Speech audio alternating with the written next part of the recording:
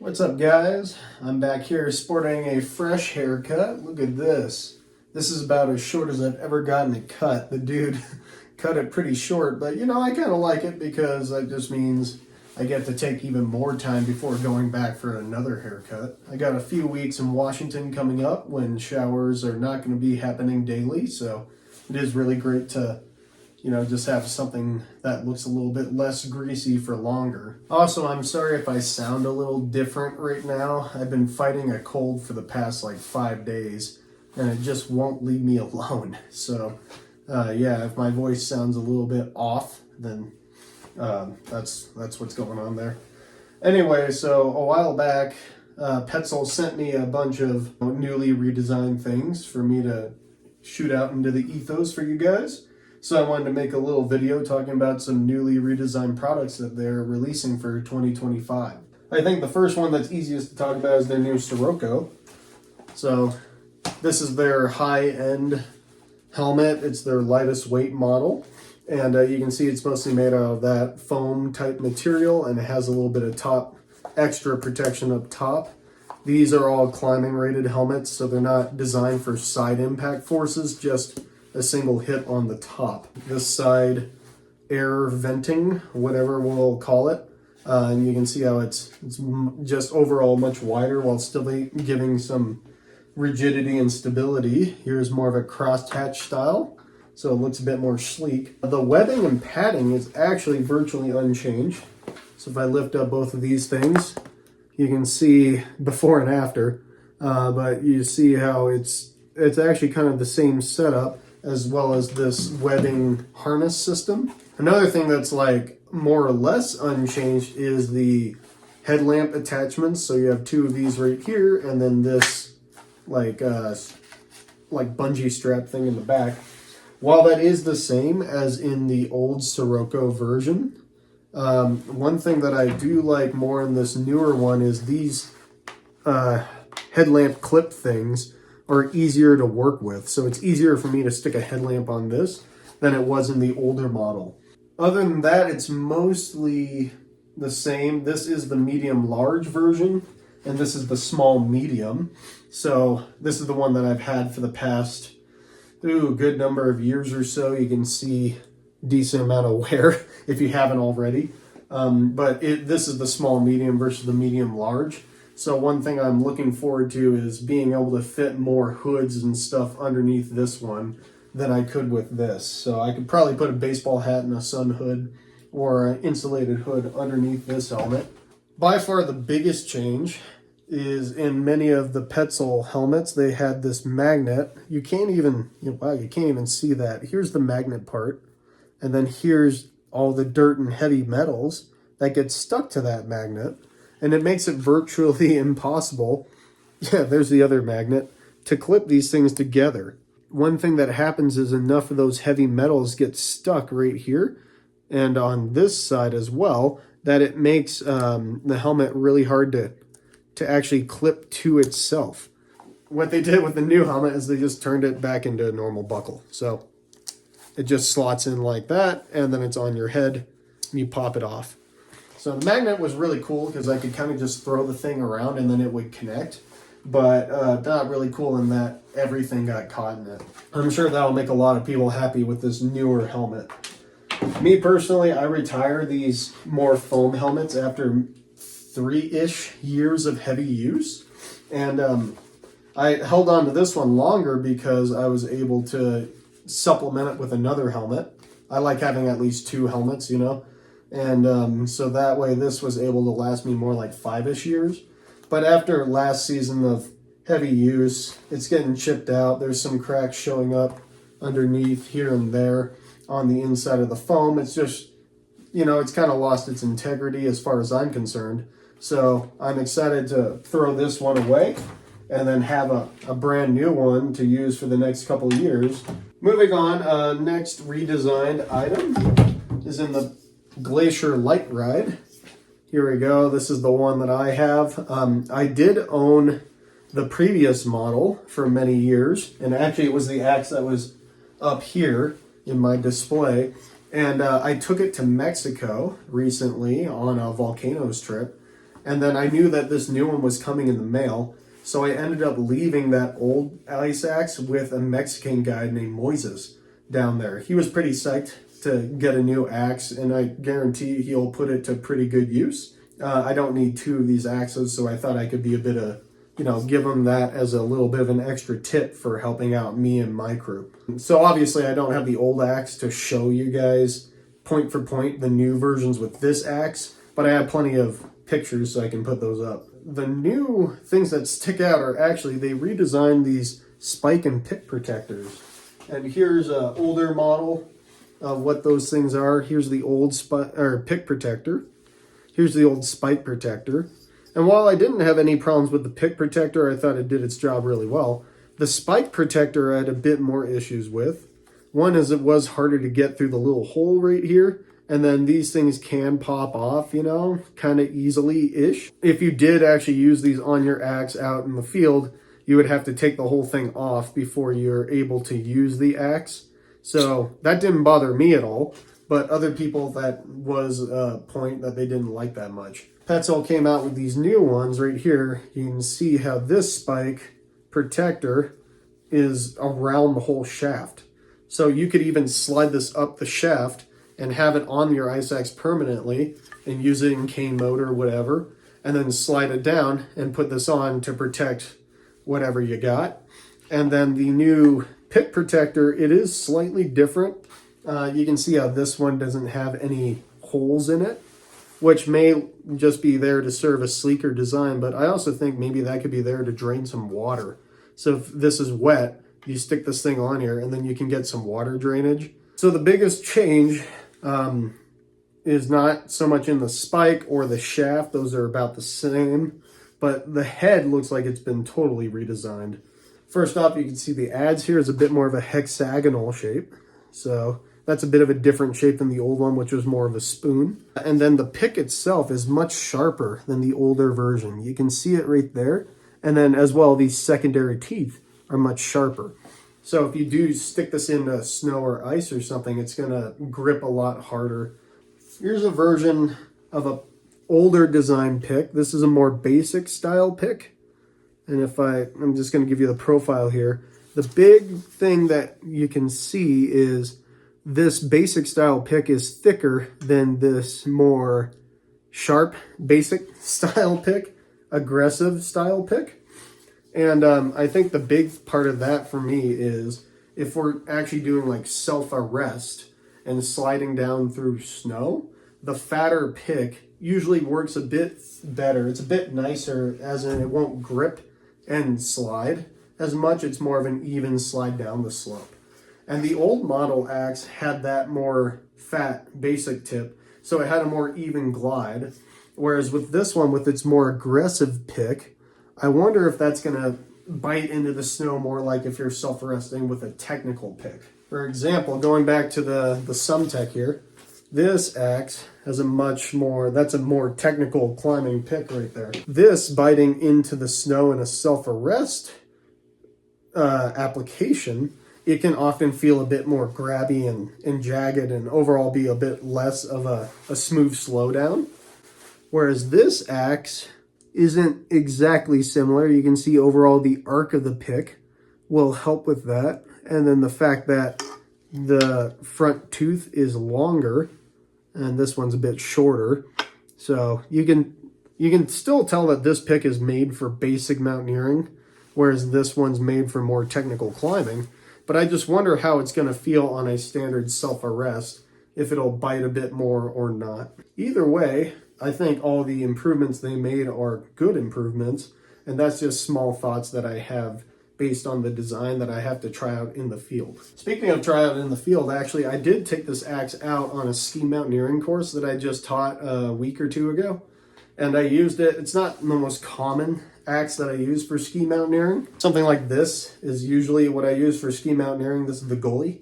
It's a bit smaller, a bit more of a curved shaft. Ideally it would have an adze on it, but a hammer works okay. And so I don't really tend to use an axe like this in ski mountaineering, but I wanted to try it out.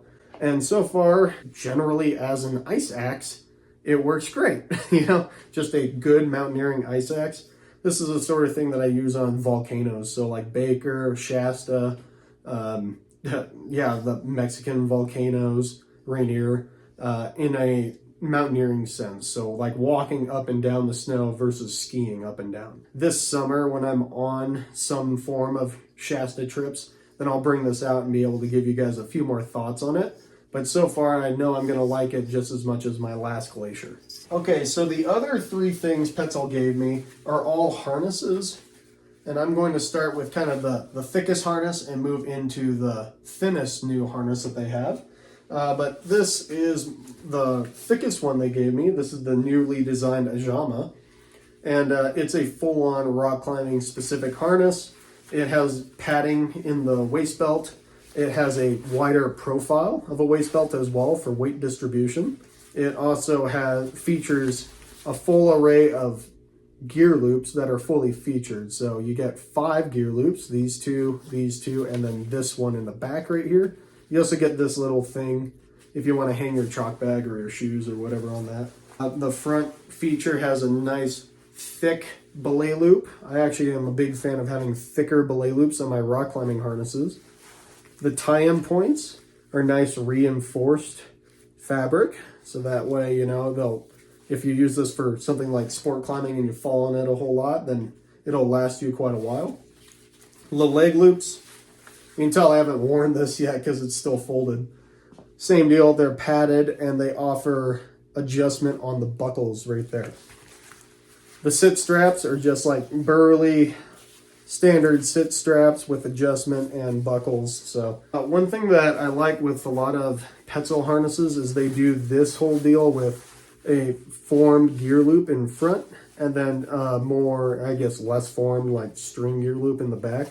Of course, these are wide enough that they're still easy to clip gear in and out of, no matter which way you clip. So that's a great part about that. Whereas some thinner gear loops can be kind of hard to find on the back of your body, especially if you're wearing a backpack. I also like how these gear loops form forward, so that way any gear that you clip on slides forward. These two front gear loops are where you're going to have all your cams or quick draws or whatever. And so having those things slide forward is kind of nice to help you while you're out climbing. Having a back gear loop is never a bad idea on one of these rock climbing harnesses because you can clip stuff that you don't use throughout the climb. Like I often clip my rappel tether, my third hand emergency cord or something on the back here, stuff that I don't really use on the way up, but I use on the way down. I could clip my approach shoes on here as well. And that way I have my 4 other gear loops for gear that I use on my climb up. It can help with organization for sure. It's just a classic, simple, rock climbing specific harness. So you'll see me wearing this out at the crag. A harness that I've been using for the past, I want to say 3-ish summers or so, or maybe just 2. Oh, actually, maybe this has just been 2 summers now. But is the Petzl Sitta harness. This is their old version. And you can see it has a decent amount of wear. This was probably the most used harness that I've owned in the past 2 years because I, mostly do alpine guiding. And I do a lot of technical alpine guiding, so that means I'm going to be rocking a more lightweight technical harness. A few gripes that I had with this harness, actually there was only really one issue I had with this harness, and that was mostly in the back gear loops. It follows the same design as the Adjama with this formed one, but then the back ones were so thin and floppy that I had trouble clipping stuff in and out of them while I was wearing a backpack in the Alpine. And that could have been a multi-day backpack, was extra bad, but sometimes even a smaller backpack, it was still hard to clip stuff in and out of these gear loops. Really the only issue I had, other than that, the leg loops were perfect. I loved this bungee design, so that way they still hugged your legs, but not too much. The belay loop is nice and thin, which is perfect on alpine climbing harnesses. The reinforcement on the tie-in loops was totally fine. I mean, I was able to use this harness for 2 full seasons of alpine guiding, and it's still doing pretty strong. I think in all reality, I probably would have retired it after this year. But guess what? Petzl redesigned this as well. So here's the new model. of the Sitta. Looks pretty vibrant for sure, almost matches my jacket I'm wearing right now. So it's, for the most part, unchanged from the older version, except that the bungee on the leg loops is just a little different, still serves the same purpose. In the back, they have this equalizing sit strap design. So instead of the buckle design like this, they decided to do away with that and go with equalizing sit straps. They've definitely added more reinforcement on the tie-in points, especially the bottom one. And what happens is a lot of people use these harnesses for high-end sport climbing, where you're going to take a lot of big lead falls on them. And I have it in a different video of mine where this fabric right here on the lower tie-in point is often the first thing to wear out after taking a bunch of lead falls on a harness. It looks like they added a lot of extra padding there to reinforce that. It'd be great for anyone who wants to use this for sport climbing. The belt part itself is that same sort of wider deal, but a lot less padding, so that way it maintains more lightweight, more packability, and oftentimes we're going to be wearing a bit more clothing anyway, and to save some weight, I guess, if you're really pulling hard. And gear loops are the same deal with this formed gear loop in the back. And then one thing I really like about this back gear loop is it's still floppy like in the old design, but it's a thicker rope material, and I feel like it sticks out a bit more. So this back loop is a bit more hidden, I'd say, or harder to clip with a carabiner than this back loop right here. This one sticks out a bit more and has a bit more form to it with where it's attached. So I think they really fixed that hard to clip thing with the back gear loops. I mean, other than that, there's not much to talk about. It's just a solidly well-built harness that improved on the few things that I had a problem with on the last Sitta. I'll probably be using this harness in technical alpine climbs that require me to carry a bigger-ish rack, and that would be like any time I have doubles. So if I'm on Temple Crag, or maybe East Buttress of Whitney, Fishhook or Red on Russell, I'll probably use this harness. And then for other technical climbs that don't require as much gear, I'm going to use the other thing that Petzl sent me. This right here, this is probably the thing that I'm most psyched about to use this summer. This is the Petzl Whisper harness. And I don't have an old version of the Whisper because they hadn't made one before. So a really cool, ultra light, fully featured harness. That's a mouthful. So if you want like a super lightweight harness, you know, that you just want to walk around in, be on glaciers, ski mountaineering, stuff like that, then this altitude harness is a really good option. And the only issue is, you know, it's not really built for technical climbing. And, you know, you only have two little string gear loops right here. The leg loops can come unclipped on you sometimes. So it's really all for, this is like scrambling sort of things, or very light rack routes, mountaineering routes, ski mountaineering, when you're just rappelling into a couloir. This is a great harness to go with. But if I'm on a route that only requires like a small rack of gear, and maybe I have to do a few rappels, maybe I have to, you know, do a little bit more work with the harness, maybe the rock or the climbing is a bit more technical, then I can move up to this Whisper harness. So this kind of fits this niche between mountaineering harness and then like fully featured super technical harness, and now we have something that works for those in-between spots. This harness could also serve other people that are, again, high-end sport climbers, and you can even see that in the tie-in points. You see the much thicker reinforcements on the bottom loop, and the Swami loop itself is also quite reinforced.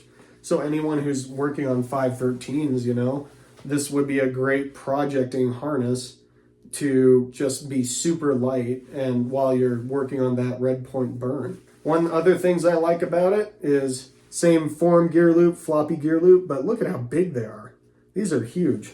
So that's really cool how much gear you can actually slap on this thing. Another thing is a lot of these ultra light high-end harnesses will often shave off the waist belt in order to save some grams. But here Petzl kept it the same like thickness, which should probably be a lot more comfortable while you're on any sort of hanging or semi-hanging belay. versus having a really thin waist belt.